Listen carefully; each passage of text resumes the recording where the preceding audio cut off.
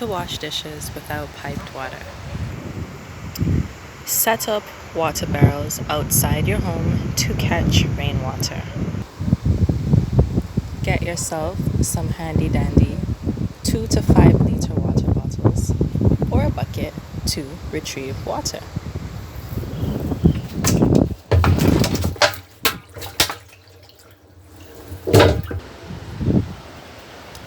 Fill 1 wash pan with water. Put some dish soap on your sponge and get to scrubbing.